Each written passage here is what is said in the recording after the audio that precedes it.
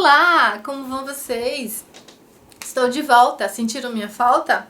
Eu sei que vocês sentiram sim, e eu fico feliz de saber disso, viu, gente? Eu recebi algumas mensagens, de algumas pessoas no Facebook, no Instagram, que estavam me perguntando, sobre as leituras de dezembro, porque eu não tinha gravado ainda, que estavam ansiosas, aguardando o vídeo. Eu fiquei muito feliz, sabe, gente, de saber que eu faço falta, mas eu não fiz de propósito, tá bom? Na verdade, em dezembro eu só li 2 livros e eu fui viajar também, então foi um pouco corrido. E eu não quis, na verdade, gente, ficar, durante a minha viagem com a cabeça enterrada num livro, apesar que eu gosto muito de ler, mas eu priorizei outras coisas, eu quis estar junto dos meus familiares, eu quis também, conhecer lugares novos, pessoas novas, então eu não me dediquei tanto à leitura assim, tá bom? Eu acho que a leitura, na verdade, deve ser prazerosa e não deve ser nenhuma obrigação. Então, pra mim, naquele momento, foi muito prazeroso, realmente dedicar essas férias à minha família, de estar junto, da minha família. Por isso eu só li, consegui só ler 2 livros. Então, depois quando eu voltei da viagem também, eu já voltei já no meio de janeiro, então eu resolvi juntar, na verdade, as leituras de dezembro com as leituras de janeiro e fazer, na verdade, um vídeo só, que é o que eu farei hoje, tá bom? Então vamos logo ao que interessa. O primeiro livro que eu vou compartilhar com vocês se chama Quase um Romance, da autora Megan Maxwell. Agora vocês me perguntam, a Megan, gente, é uma autora assim super conhecida. Inclusive, a Megan é muito adorada, Eu sei que a Megan tem muitos fãs por aí. Eu já li outros livros dela, tá? Mas eu tenho, assim, certa dificuldade com alguns livros da Megan. Por quê? Porque geralmente, gente, a Megan faz o mesmo desenho, das suas protagonistas. Geralmente ela escreve sobre protagonistas fortes, independentes. Ok, eu gosto. Só que muitas vezes ela força, nessa parte da independência, nessa impetuosidade, das suas personagens. E elas acabam ficando um pouco irritantes, que foi o caso da Rebecca. Já explico pra vocês o que me irritou na Rebecca, tá bom? Então vamos falar sobre a Rebecca. A Rebecca, gente, é uma advogada, na verdade é uma jovem advogada que está num momento assim muito importante da vida dela. Ela foi promovida, ela é uma personagem assim muito forte, é uma menina assim muito independente, não somente financeiramente, mas independente assim psicologicamente também. É uma mulher que não gosta assim de se envolver, por conta também de traumas, do passado que ela teve. Mais um detalhe, cansativo e repetitivo nas histórias da Megan, Geralmente as personagens dela têm uns traumas passados, e tem dificuldade de se relacionar no presente, mas vamos lá. A Rebecca, ela perdeu os pais, então hoje só tem a Rebecca e o irmão dela, só que a Rebecca vive em Madrid, ela vive sozinha na Espanha, e o irmão dela vive em outro país, Então, o único apego familiar que ela tem realmente é com o irmão. E o irmão, na verdade, está para visitar a Rebecca, ele vai vir para Madrid, e é aniversário dele. E a Rebecca resolve, gente, comprar um presente para ele. Então, ela vai numa loja procurar um presente, acaba encontrando uma jaqueta numa vitrine que ela acha que vai ser ideal para o irmão. E quando ela entra nessa loja, ela acaba encontrando o Paul, que na verdade está experimentando a jaqueta.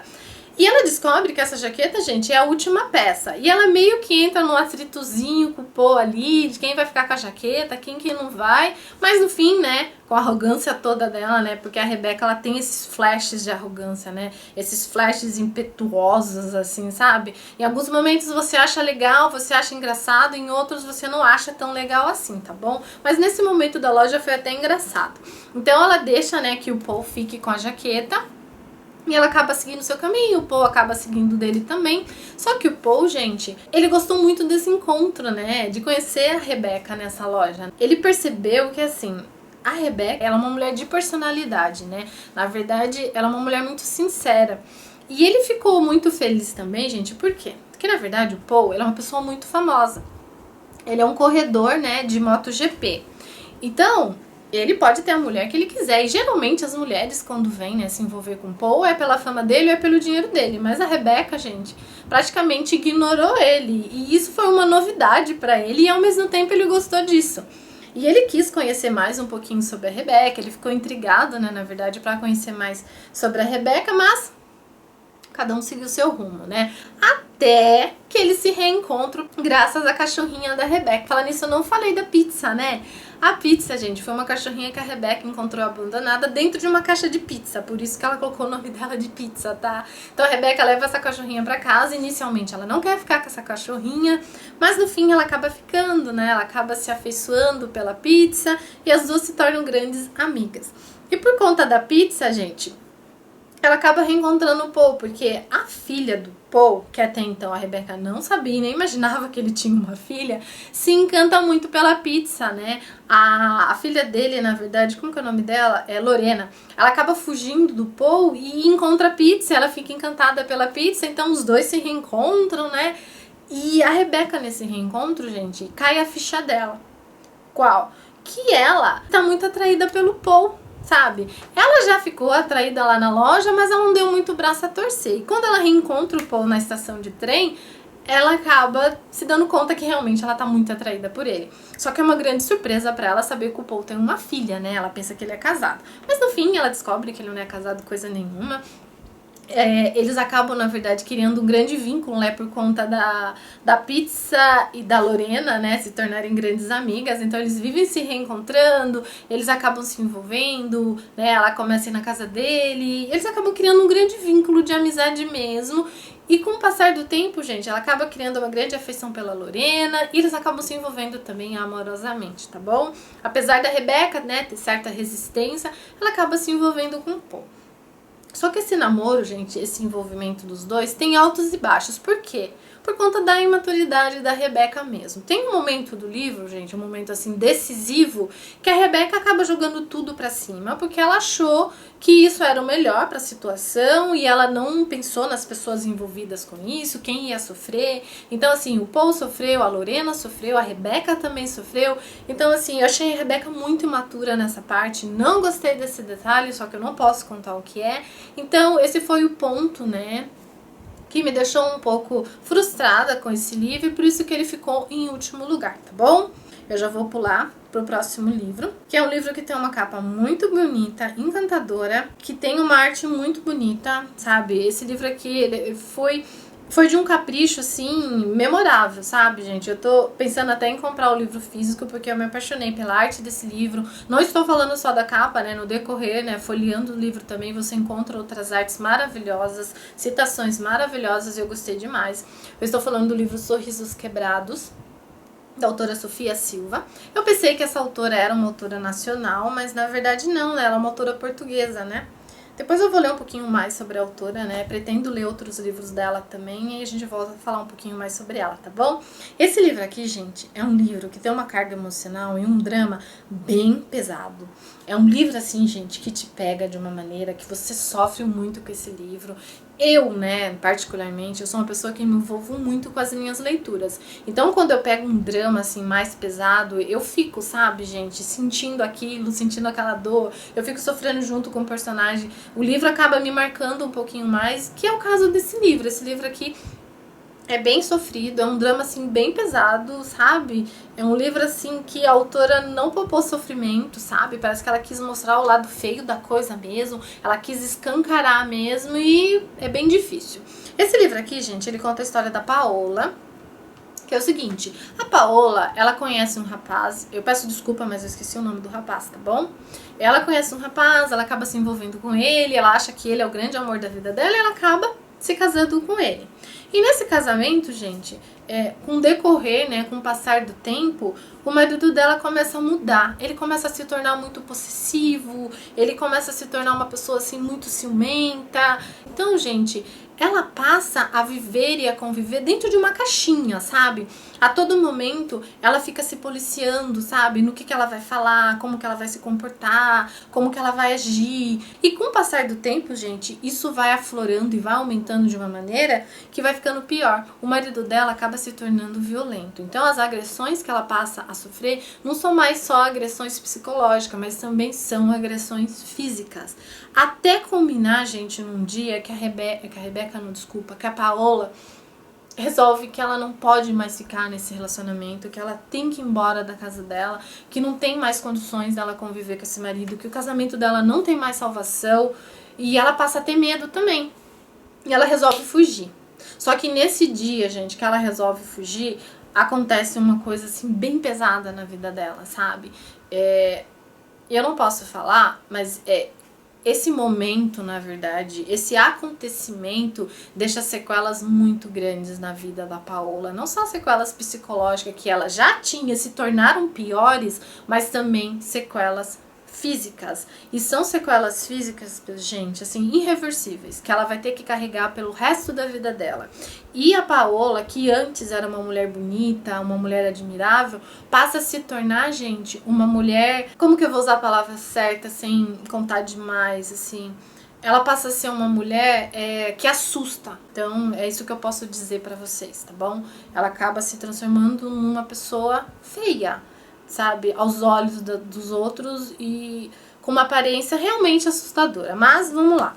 Então, gente, nesse dia que acontece isso, a Rebeca acha que ela morreu, mas ela não morreu, tá? Ela foi salva e ela passou a viver numa clínica de tratamento psicológico, porque nessa clínica ela encontrou ajuda, né, pra tentar apaziguar um pouco dessa dor. Só que, gente, depois desse relacionamento, depois desse problema que ela teve, as sequelas foram tão grandes que de volta e meia a Paola, ela tem surtos psicóticos, sabe? Quando ela lembra do que aconteceu com ela. E isso são sentimentos, gente, que vem pra fora, que ela extravasa, muitas vezes ela grita, ela chora, ela entra em desespero, sabe? Foram acontecimentos muito marcantes na vida dela que traumatizou ela de uma forma. Só que ao mesmo tempo, gente, paralela a isso, ela tenta extravasar toda essa dor, todo esse sofrimento através da pintura. Então ela coloca, gente, nos seus desenhos, nas suas cores, tudo aquilo que ela tá sentindo naquele momento. E ela passa a criar quadros, assim, maravilhosos. E nessa clínica, gente, a Paola conhece uma menininha adorável, que também faz tratamento nessa clínica. E eu esqueci o nome da menininha, ai, que bronca agora, viu? E essa menininha, gente, ela também tem problemas, tá, psicológicos, por conta de um trauma que essa menina teve na infância, quando ela era bem pequena. E é uma menina que ela não se abre com ninguém, ela é muito fechada. Ela tem umas sequelas também psicológicas muito fortes. E ela se apega muito a Paola. E ela, gente, vê na Paola uma beleza que ninguém jamais viu. Ela consegue enxergar na Paola coisas que nem a Paola é capaz de enxergar. Ela acha a Paola linda, né, com o defeito físico dela, fica meio assim, sabe aquela história da Bela e a Fera? A Paola é a fera, tá? Só pra vocês entenderem. E a menininha acaba mostrando pra Paola que ela é bonita sim, que ela é uma pessoa que deve ser valorizada sim e que ela não deve se deixar abater pela sua aparência, por tudo que aconteceu com ela. Então, essa menina, gente, acaba modificando a vida dela. E, gente, junto a isso, ela acaba conhecendo o pai da menina, que se chama André, que é um homem, assim, muito trabalhador. É um homem super dedicado à filha, ele cria a filha sozinho. E ele começa a conviver com a Paola também, e ele acaba se encantando pela Paola, gente. Independente da aparência dela, né, a aparência física dela, que não é uma aparência muito legal, ele acaba se apaixonando pela Paola. E o André, gente, ele também tem seus traumas, ele também tem seus problemas, mas assim como a filha, ele vê beleza na Paola que nem a Paola, gente, é capaz de enxergar. Então os dois, gente, começam a fazer com que a Paola se sinta bela, se sinta amada, que ela se redescubra, que ela vença os seus traumas, os seus medos. E a Paola, gente, acaba fazendo, na verdade, uma grande diferença na vida desse pai e dessa filha. E esse pai e essa filha fazem uma diferença muito, muito grande na vida da Paola. Esse livro, gente, é encantador, tá? É um livro, assim, forte, tá bom? É uma história, assim, que você jamais se imaginaria. É um casal, assim, totalmente improvável. É uma história, assim, que você com certeza não viria no dia a dia. Não é uma coisa comum, tá? É uma coisa que chega, às vezes, até chocar. Certas passagens do livro, certas coisas que aconteceram no livro, realmente eu achei bem chocante, bem pesado, sabe? A autora foi bem corajosa de escrever certas coisas, mas é um livro bem legal, tá bom, gente? É um livro que eu gostei de ler. apesar, né, desses pontos fortes, mas é um livro que faz a diferença. É um livro que te faz enxergar a beleza de uma outra perspectiva. É um livro que te faz ver que muitas coisas são superficiais na sua vida e que muitas coisas que você dá valor não são coisas realmente importantes para você. É um livro bem legal em relação à mensagem que ele traz, tá bom? Agora o próximo livro. Eu estou falando do livro A Suspeita, da autora Nora Roberts. Esse livro aqui, gente, é o seguinte, ele não é um livro muito novo, tá? Pelo que eu percebi, a capa foi reestilizada, foi modernizada, mas o livro é um livro mais antigo da Nora, tá? Não é um livro tão recente não, tá? Esse livro aqui, gente, conta a história da Charity, né? Eu nunca vi um personagem com o nome desse, né? Mas tudo bem. Apesar que eu não vou começar pela Charity, tá bom? Porque o livro não começa falando pela Charity, né? Ele começa a falar sobre o protagonista masculino da história, que é o Roman.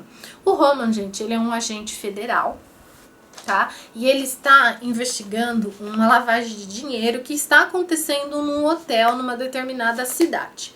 Só que para ele, né, finalizar essas investigações, ou melhor, descobrir quem são as pessoas responsáveis por trás, né, dessa lavagem de dinheiro, ele tem que se infiltrar nesse hotel, né? Então, ele acaba, né, conhecendo a Charity, que é a dona desse hotel. Na verdade, ela é a suspeita principal dessa lavagem de dinheiro. E o Homer, ele acaba se disfarçando de mochileiro. Sabe aquele tipo de pessoas, andarilhas, que adora viajar o mundo, conhecer lugares, não fica num lugar só? Então ele se disfarça, né, de uma pessoa assim. Então ele acaba encontrando, né, a Charity no momento que ela tá precisando trocar um pneu. Então eles começam a conversar e ela acaba, né, confidenciando pra ele que ela tá precisando de uma ajuda no hotel onde ela trabalha, que na verdade é o hotel dela também, né, que ela herdou do seu avô. E ela acaba dando esse emprego pra ele, né? O que me irritou nesse livro, gente, logo de cara, o quê? Que quando o Roman conhece a Charity, ele se sente envolvido por ela. Por quê? Ela é uma mulher bonita, uma mulher independente, é uma mulher muito assim, meiga também. E ele acaba ficando meio abaladinho por ela assim. Só que ele não fica apaixonado por ela. Ao contrário da Charity, gente. Ela se apaixona pelo Roman logo de cara, logo no primeiro momento, logo que ela conhece ele. Ela fica perdidamente apaixonada por ele. E isso eu não gostei, gente. Vocês sabem. Eu já comentei isso com vocês outras vezes. Eu tenho uma dificuldade muito grande com livros no qual as coisas andam muito rápidas, no qual os personagens se apaixonam muito rápido. Eu tenho essa dificuldade e eu não gosto, e eu não gostei disso, sabe? Foi difícil engolir essa parte, é uma parte que eu não gostei e eu me decepcionei com a Nora em relação a isso. Mas vamos lá. O Roman então começa, né, a trabalhar no hotel da Charity e ele começa a investigar sobre essa lavagem de dinheiro. Quando ele começa a investigar, gente, começa a conviver com a Charity, ele descobre que, na verdade, ela não tem nada a ver com essa lavagem de dinheiro, ao contrário, né? A Charity está totalmente inocente, ela nem sabe que isso está acontecendo no hotel dela, ela nem imaginava isso, então ele sabe que, na verdade, ela é inocente. Então, ao mesmo tempo que ele tem que descobrir quem são as pessoas responsáveis por essa lavagem de dinheiro, ele também tem que provar a inocência da Charity. E essa convivência desses dois, gente, acabou, na verdade, fazendo com que eles se envolvessem e com que eles se apaixonassem. Pro Roman, gente, foi uma coisa assim mais lenta, tá? Demorou um pouco pra ficha dele cair, pra ele realmente se dar conta que ele estava apaixonado por ela. Só que pra ela não, gente, foi uma coisa super rápida, super fácil, sabe? Foi uma paixão à primeira vista, ela já falou eu te amo logo na primeira vez, sabe? E é isso aí. A Charity, na verdade, eu percebi que ela é uma mulher muito assim mesmo, muito impetuosa, fala o que sente, se entrega realmente às coisas e não foi legal, tá bom? Por isso que eu não gostei do livro. Mas o livro, gente, fora esse detalhe, é um livro assim bem legal, bem intrigante, é bem a la Nora Roberts mesmo, sabe? Só que infelizmente, né, dos livros dela que eu li sinceramente, que me decepcionou, tá bom? Infelizmente, né? Agora vamos para o próximo livro. Inclusive, né, a Nora perdeu para esse livro aqui, que é um romance de banca, gente. Não que a Nora também não seja livros de romance de banca, é sim. Mas esse que eu vou comentar com vocês, ele é mais característico, sabe? Daquele romance água com açúcar, daquele livro assim, Sessão da Tarde, sabe? Mas tá bom, vamos lá, é o que interessa. Não que eu esteja, gente, criticando, tá? Porque pra mim, quanto mais água com açúcar for o livro, mais eu gosto. Eu não sei, eu tenho essa facilidade de gostar de livros água com açúcar, tá bom? Mas vamos lá. Esse livro, na verdade, conta duas histórias, tá? São histórias duplas. A primeira fase do livro conta a história da noiva misteriosa e o segundo é do Caminhos do Destino. Até os nomes, né, das histórias são bem característicos, né, de romances de banca. Essa daqui é a capa. É bem bonitinha a capa, né? Pera aí, gente, que a minha bateria tá acabando. Eu vou recarregá-la. Pronto, gente. Já recarreguei a bateria, desculpa. Então, gente, eu vou começar a falar com vocês sobre a primeira fase do livro, que conta a história da noiva, né, misteriosa. Que conta, na verdade, a história da Ellie. Não é Ellen, tá? É Ellie. Que é uma personagem, assim, que eu me apaixonei. Uma personagem, assim, que me cativou, assim, logo de cara, tá bom? Por conta da história dela também, do grande esforço que ela faz na vida dela. A Ellie, na verdade, gente, é o seguinte. De dia, ela trabalha numa livraria. E à noite, ela trabalha numa multinacional, mas ela trabalha como faxineira. Ela limpa escritórios. E a Ellie, gente, o grande sonho da vida dela é comprar a livraria onde ela trabalha. Porque assim, ela trabalha para um senhor idoso que já tá para se aposentar, ele já não tem mais força, ele já não tem tanto ânimo para cuidar da livraria. E a livraria é a vida da Ellie. O sonho dela é ser dona daquela livraria, ela adora aquele lugar, então ela luta muito, ela tá juntando dinheiro há muito tempo para comprar realmente essa livraria. Então, por isso que ela se esforça tanto trabalhando em 2 turnos. E durante a noite, gente, num dos turnos dela de faxina, ela acaba confidenciando para a amiga dela, né, que também trabalha nesse lugar com ela, que tem uma determinada pessoa, né, que trabalha à noite também, que ele tá assediando a Ellie. Que isso tá dificultando muito para ela, isso tá incomodando muito ela. E a amiga dela, quando descobre isso, acaba propondo para ela que elas troquem, na verdade, o turno delas. Porque assim, a amiga dela é responsável para limpar um setor e a Ellie é responsável por limpar outro. A amiga dela limpa o setor, acho que da diretoria. Então elas trocam, só que elas combinam que a Ellie não pode ser vista, né? Porque isso é uma questão de segurança, senão ela pode perder o emprego dela. A Ellie aceita, claro, né? Porque ela não quer ser assediada mais uma vez, mais uma noite, e elas acabam trocando. E a Ellie, gente, ela pensa, né, que naquela noite não tem ninguém naquele andar. E ela tá limpando lá, feliz e contente, até que ela descobre que numa das salas, né, está tendo uma reunião. E para não ser descoberta, gente, porque ela realmente não deveria estar ali, ela se esconde atrás da porta. Só que ela é descoberta, ela é desmascarada. Uma das pessoas que está nessa reunião acabou encontrando a Ellie. E ele acha que a Ellie estava espionando ele. E quando ele estava fazendo essa reunião, já no finalzinho, ele acabou falando coisas que são confidenciais. E ele sabe que a Ellie ouviu. Então, gente, com medo da Ellie, né, vender essa informação ou passar essa informação para os concorrentes dele, ele acaba praticamente sequestrando a Ellie, gente, sem brincadeira. O nome do personagem, né, que acaba prensando a Ellie na parede, e na verdade ele é o dono dessa empresa. Então, quando ele encontra a Ellie, na verdade, assim, espionando, que ela não estava espionando coisa nenhuma, ele acaba levando a Ellie com ele pra Grécia. Porque ele tá com uma viagem marcada pra Grécia, que ele tem assuntos importantíssimos pra resolver, e ele não pode deixar a Ellie ali, então ele tem que levar a Ellie com ele, porque ele tem que estar todo momento com ela.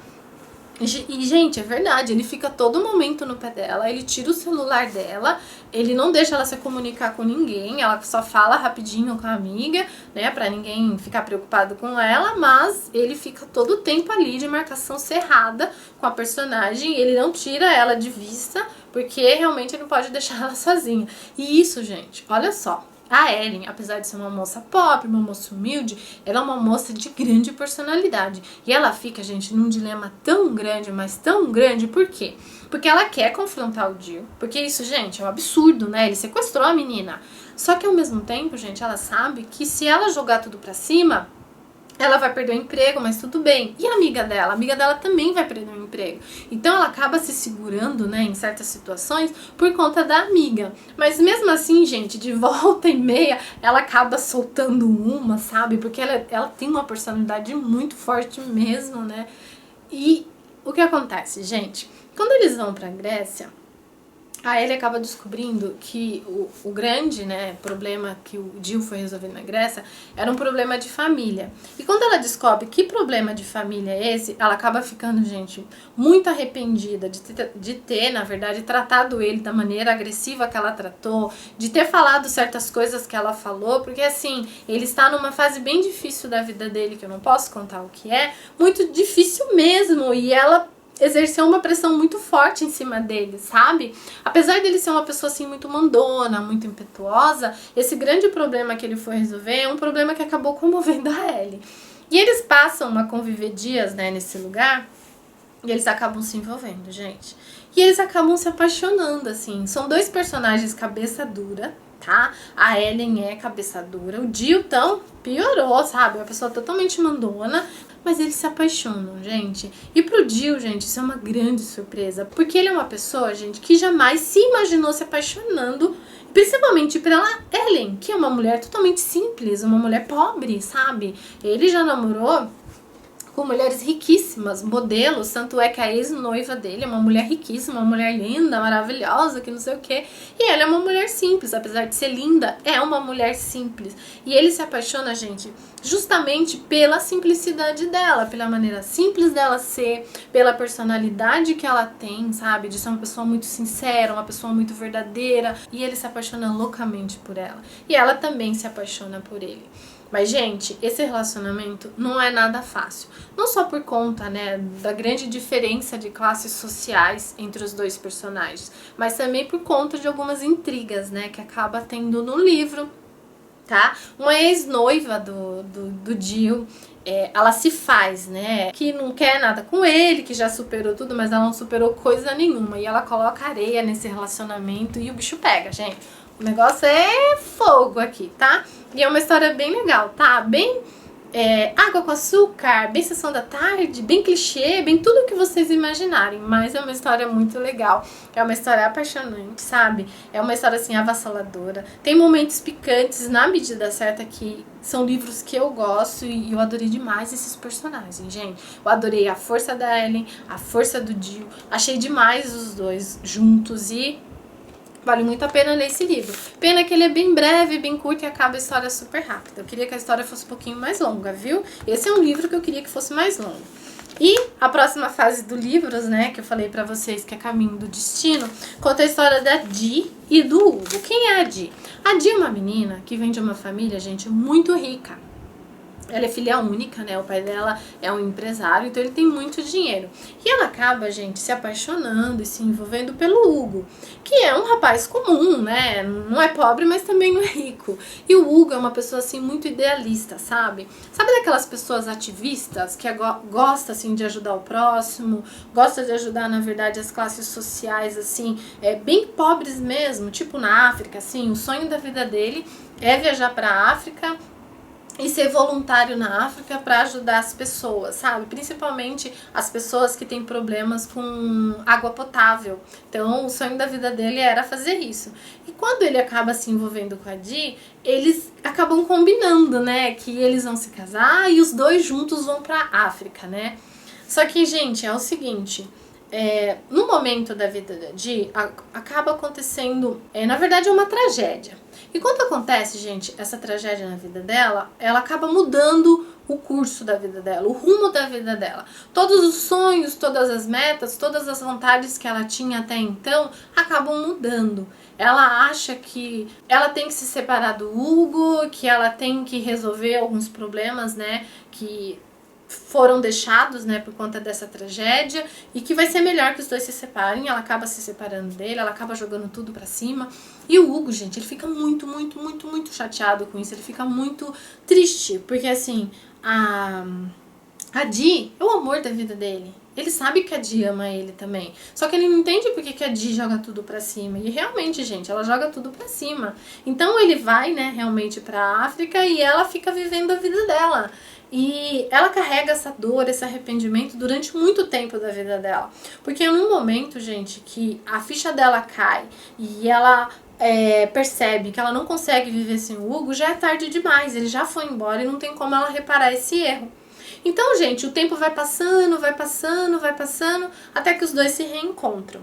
Eles se reencontram, na verdade, gente, por conta de um amigo em comum dos dois, que está doente e que o Hugo vem visitá-lo. Na verdade, o Hugo vai começar a morar com esse amigo, porque esse amigo realmente precisa de muita ajuda, né? Ele já é idoso, ele está com um problema muito sério de saúde, então ele vai passar a viver com esse amigo. E com essa volta, gente, com esse retorno do Hugo, a Di começa, gente, a recordar coisas do passado, todo aquele amor, toda aquela a frustração, todo aquele arrependimento volta à tona. E a Di começa a viver todos esses sentimentos novamente, sabe, gente? E ela reencontra um novo Hugo, ele está diferente, ele tá um homem assim mais maduro, ele continua lindo, maravilhoso, né, como ela se lembra, mas ele tem agora um amadurecimento a mais, né? Ele se tornou um homem. E isso acabou atraindo a Di de uma maneira mais forte do que no passado. Só que ela não quer dar o braço a torcer. E o Hugo principalmente, gente. Porque a mágoa que ele carrega da Di é uma mágoa muito grande. A Di deixou sequelas na vida dele que perduram até hoje. Ele nunca conseguiu se relacionar com uma mulher por conta da Di, porque ele nunca esqueceu dela. Só que ele tem um ódio muito grande por ela por conta disso e por conta dela ter abandonado ele, de ter jogado tudo isso pra cima. Então vocês imaginem, gente. A Di meio que tentando consertar as coisas e o Hugo meio querendo se vingar dela. Pensa no que vai dar essa história, gente. É uma história muito legal. Você fica todo momento ali, sabe? Ai, o que vai acontecer? Eles vão ficar juntos, não vão? Eles se amam, não amam, sabe? É uma história bem quente, né? Que alterna, né? O que aconteceu com eles no passado, o que tá acontecendo no presente. É uma história bem envolvente. Eu gostei demais dessa história também, tá bom, gente? E eu gostei demais desse livro também. Agora eu vou pular pro próximo livro, né? O próximo livro se chama Onde Está Elizabeth? Da autora Emma Hurley. Esse livro aqui, gente, é o seguinte. Esse livro é um livro de suspense, tá? E é um livro super intrigante, gente, porque é o seguinte, esse livro não te dá nada de mão beijada. Na verdade, você tem que montar o quebra-cabeça desse livro. Você pega uma pecinha aqui, uma pecinha ali, uma aqui ou ali, e você vai montando o quebra-cabeça.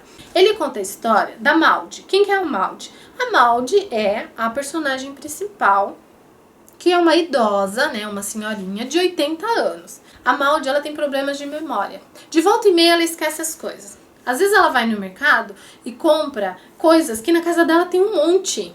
Ela esquece detalhes assim muito importantes, como por exemplo, quem é a menina que vem todo dia limpar a casa dela. Ela esquece que na verdade é a filha dela, ela esquece se ela comeu, ela esquece se ela tomou chá ou não. Às vezes ela esquece, gente, que ela tá com vontade de ir no banheiro, sabe, detalhes assim. Então você vai montando as peças e você descobre que na verdade ela tem Alzheimer. O livro nem cita isso, gente, que a personagem tem Alzheimer, sabe? No começo, no início, nem cita isso. Você que acaba descobrindo que, na verdade, a Maud sofre de Alzheimer. E você vê, gente, a perspectiva, as duas perspectivas, na verdade, desse livro. De quem tem Alzheimer, que no caso é a Maud, com outros personagens que convivem com ela, né? Então você consegue ver as duas óticas da coisa, né? E a Maud, gente, apesar dela ter Alzheimer, a única certeza que ela tem é que a amiga dela, a Elizabeth, que também é uma senhorinha, está desaparecida. E a Maud, gente, ela começa a perceber que a memória dela não tá muito legal.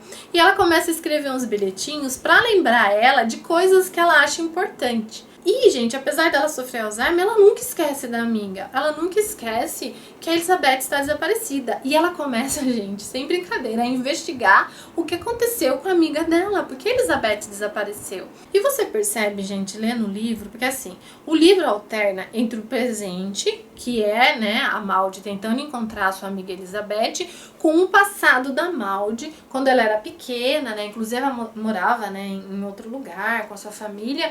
E quando ela era pequena, gente, a irmã dela também desapareceu. Então vocês percebem que a vida da Maud é marcada por desaparecimentos, né, de pessoas que são especiais para ela. E a irmã dela, né, mais velha, que desapareceu quando ela era mais nova, ela nunca foi encontrada. E o livro vai narrando, né? Vai contando cronologicamente esses acontecimentos, né? Então você volta pro passado, você tá no presente, você volta pro passado, para você tentar entender, né, tudo isso. Como o livro é narrado pela própria personagem, você vê a ótica dela, gente, em relação ao mundo, em relação aos acontecimentos que a cercam, em relação ao julgamento das pessoas, sabe? Ela também se autoanalisa. Gente, esse livro é incrível. Quando eu comecei a ler ele, eu pensei que ele era mais focado no mistério, né? Porque esse livro realmente tem um mistério, né? Um não, dois, na verdade, né? A Elizabeth, que desapareceu, e a irmã, né, da Maud, que desapareceu quando ela era mais nova. Então você fica todo o tempo querendo descobrir, gente, onde foi parar essa bendita Elizabeth? Você realmente se dá conta, mas será que a Elizabeth está desaparecida? Será que isso não é coisa da cabeça da Maud? Será que a Maud não está misturando coisas do presente com coisas do passado? Então você também se coloca em xeque, sabe? O que está acontecendo ali nesse livro, né? Qual vai ser o desfecho desse livro? E você se surpreende. Eu, sinceramente, me surpreendi com o final desse livro. Era um final que eu não esperava, tá? Um livro que eu adorei demais. É um livro, assim, surpreendente. É um livro, gente, que quando você começa a ler, você começa a se envolver de uma maneira, quando você olha, você está totalmente preso à história, você está totalmente conectado com a história, você está totalmente ali ligado com tudo aquilo que está acontecendo e você fica assim, ansioso para saber o que vai acontecer. É um livro bem legal, é um livro muito inteligente, na verdade. É um livro assim que me surpreendeu, tá bom? Ele só não ficou em primeiro lugar, gente, porque o livro que eu vou falar com vocês agora, ele foi um pouquinho mais marcante pra mim, tá bom? Mas são dois livros muito bons, tá bom? Agora vamos para o ganhador de dezembro e janeiro, né? Eu estou falando do livro Juntando as Peças. O personagem principal desse livro é um adolescente. O nome dele é Jack. E o Jack, gente, ele tem um problema, né? Na verdade, ele tem uma doença. É uma doença que ninguém sabe que ele tem, nem os próprios familiares dele. Nem os pais, nem os irmãos, nem a namorada. Ninguém sabe desse problema que o Jack tem. O Jack, gente, na verdade, ele sofre de uma doença que eu nunca ouvi falar na minha vida. O pouco que eu sei dessa doença, gente, eu aprendi no livro, tá bom? Eu não sei de nada, sabe? Não vim aqui pra dar lição sobre essa doença, ao contrário, é uma doença assim super complicada, é uma doença que eu nem sabia que existia a possibilidade disso existir, vocês querem saber. O nome dessa doença eu até anotei porque é um nome bem comprido, parece um palavrão, prosopagnosia, tá? É um nome bem comprido. O que é essa doença, gente? É o seguinte, quem sofre desse mal não consegue identificar rosto, sabe? Ele vê a pessoa, só que ele não consegue identificar o rosto da pessoa. Ele consegue ver pedaços, assim, tipo peças de um quebra-cabeça. Ele se atenta, por exemplo, a uma pinta que a pessoa tem, a um nariz diferente, maior, a boca, o formato do olho, o tipo de corte de cabelo. Então ele se apega a esse tipo de coisa, sabe? Ele não identifica rosto, ele não consegue olhar para uma pessoa e falar, esse é fulano, aquele é ciclano. Não. E para as pessoas não desconfiarem, né, que ele sofre disso, porque até então, gente, ele nem sabia que era uma doença e que isso era possível. Para ele isso era uma coisa normal. Depois ele foi descobrindo que isso não era normal. Aí ele ficou na dúvida também, ele começou a achar que ele tinha câncer no cérebro, por isso que ele não consegue identificar rosto. E isso para ele, gente, traz uma grande dificuldade. Por quê? É o seguinte, por conta dessa doença, por conta de não identificar o rosto das pessoas, ele era taxado como uma pessoa metida, né? Uma pessoa arrogante, porque assim, às vezes ele passava por alguém, mas ele não estava conseguindo identificar quem é essa pessoa. Nossa, quem é? E ele não sabia quem é, não cumprimentava, não falava oi, e às vezes é uma pessoa muito conhecida dele, ou às vezes é uma pessoa que estuda com ele, então ele muitas vezes era julgado mal. Só que mesmo assim, gente, ele é um personagem popular. Então assim, ele vai levando a vida dele assim, só que não é fácil, gente, porque ele convive sozinho com esse sofrimento, com essa dificuldade que ele tem de identificar as pessoas. Gente, vocês imaginam você não conseguir identificar o seu pai, a sua mãe, o seu irmão, e isso traz grande constrangimento para a vida dele. E o Jack, gente, ele acaba conhecendo uma personagem uma menina, né, que passou a estudar na escola dele, a Libby. A Libby, gente, também é uma menina que tem uma carga emocional também bem grande, sabe? A Libby, ela é obesa, só que antes ela foi mais obesa ainda. A Lib perdeu a mãe, gente, quando ela era muito nova. Ela já era gordinha. Depois que a mãe morreu, ela começou a se entregar à compulsividade de comer. E ela acabou se tornando, gente, a adolescente mais pesada dos Estados Unidos. Então a Lib já foi muito famosa por uma coisa assim que para ela causa muita dor, muito constrangimento, né? Passou na televisão, inclusive, o dia que foram tirar a Lib de dentro de casa para levar no hospital. E a Lib passou por um tratamento, gente, e ela conseguiu emagrecer mais de 150 quilos, mais ou menos. Mesmo tendo perdido, né, todo esse peso, ela ainda é obesa. E ela sofre muito preconceito por conta disso. Só que a Lib, gente, é uma menina muito forte, uma menina muito determinada. Ela nunca estudou numa escola normal, né, depois que ela cresceu, na verdade, né, porque ela se tornou muito gorda, ela não podia nem sair de casa, ela não conseguia se locomover. E ela sempre estudou em casa. Só que agora, né, que ela emagreceu, ela resolveu que ela quer estudar com outras crianças. O pai dela, né, até fica receoso, com medo, né? Será que ela tá preparada para isso? O pai dela é uma pessoa muito presente, que dá muita força para ela. Vai estudar na escola do Jack. E quando ela chega nessa escola, gente, começa a conviver com uma pessoa ou outra, faz uma amizade. É claro, ela sofre bullying, sim, por conta do peso dela. Só que a Lib, gente, ela colocou na cabeça dela que ela não vai deixar as pessoas fazerem isso com ela. Ela começa a lutar contra esse bullying e ela acaba servindo de exemplo para outras meninas também, que também sofrem bullying na escola, para ela mostrar para as pessoas que as coisas não são bem assim, sabe? Para mostrar para as pessoas que ela é um ser humano como outro qualquer, que ela não deve ser julgada pelo peso dela. E a Lib, gente, acaba criando um vínculo de amizade com o Jack. E o Jack, gente, pensa bem, é o popular da escola, é a pessoa que tá no círculo, né, das melhores amizades da escola, e a Lib, pro outro lado, é a menina obesa, a menina feia, a menina que ninguém quer tá junto. Só que o Jack, gente, ele não se importa com isso. O Jack vê na Lib uma beleza que ninguém vê. Ele consegue ver a essência da Lib. Eu não sei se é porque o Jack não consegue ver a aparência da pessoa, ele consegue captar o interior. E ele capta o interior da Lib. Ele capta que a Lib é uma menina sensível, é uma menina amorosa, ao mesmo tempo é uma menina forte, é uma menina muito inteligente, é uma menina que vale a pena ter amizade, é uma menina que vale a pena conversar. E o Jack se apaixona pela Lib. E às vezes a Lib nem acredita que o Jack tá apaixonado por ela. Tanto é, gente, que ela tem muito atrito com ele no início. Só que a Lib, gente, ela acaba tendo um papel muito importante na vida do Jack.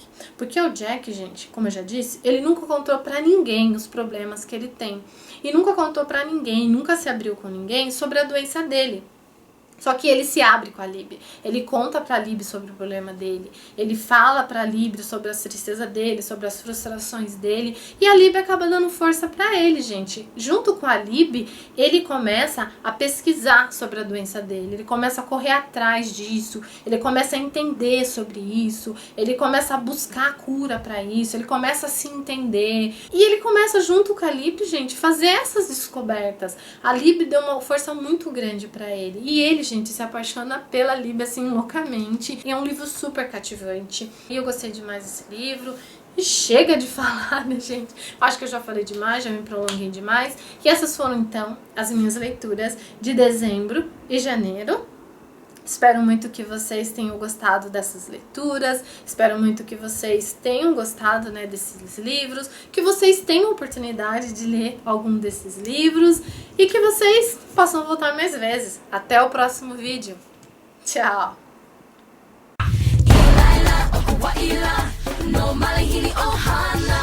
Welcome, cause come on by. Aloha, come on by.